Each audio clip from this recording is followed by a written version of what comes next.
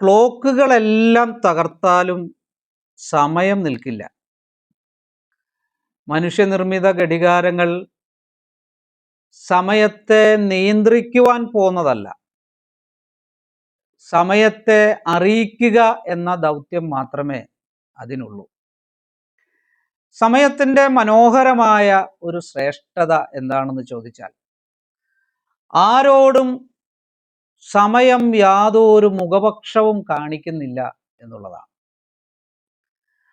അനുവദിക്കപ്പെട്ട സമയത്തേക്കാൾ അനുഗ്രഹീതമായി മറ്റൊന്നും ഈ ഭൂമിയിലില്ല.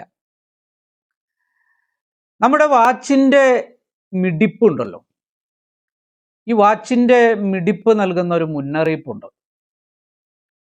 ഹൃദയമിടിപ്പിനും അതുപോലെ ഒരു സമാനതയുണ്ട്. സമയം തക്കത്തിൽ ഉപയോഗിക്കാൻ പറഞ്ഞിട്ടുള്ള ദൈവത്തിൻ്റെ തിരുവചനമാണ് വിശുദ്ധ ബൈബിൾ.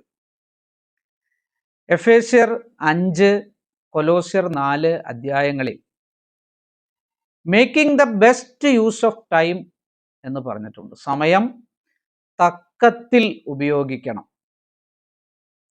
സെക്കൻഡുകളുടെ ഒരു സമാഹാരമാണ് സമയം എന്നുള്ളത്, അല്ലെങ്കിൽ നമ്മുടെ ജീവിതം എന്നുള്ളതും അങ്ങനെ തന്നെയാണ്. ആശയഗംഭീരനായിരുന്ന മഹാകവി നിലത്ത് മണ്ണിൽ വീണ് കിടക്കുന്ന ഒരു പൂവിനെ പ്രമേയമാക്കി വീണപൂവ് എന്ന കവിത എഴുതിയിട്ടുണ്ട് എന്ന് നമുക്കെല്ലാവർക്കും അറിയാം.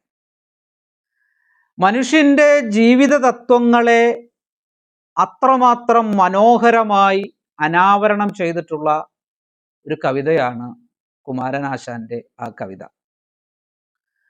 അതിൽ അദ്ദേഹം എഴുതിയിട്ടുള്ളത്, ഹാ പുഷ്പമേ അധിക തുങ്ക പദത്തിലെത്ര ശോഭിച്ചിരുന്നിതൊരു രാജ്ഞി കണക്കയെ നീ എന്നാണ്. അല്പം മുമ്പ് ഈ മണ്ണിൽ വീണടിയുന്നതിന് മുമ്പ് എത്രമാത്രം അഴകോടും പ്രൗഢിയോടും കൂടെ ശോഭിച്ചിരുന്നതാണ് നീ, ഒരു രാജ്ഞിയെ പോലെ.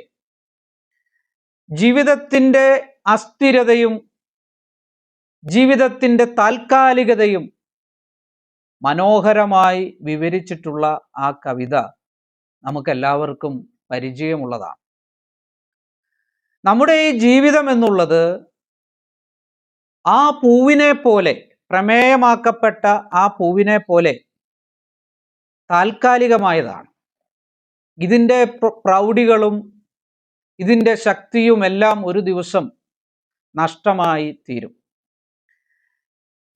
കഴിഞ്ഞുപോയ ഒരു ദിവസം എന്നാണ് ഇന്നലെയെക്കുറിച്ച് ബൈബിൾ പറയുന്നത്.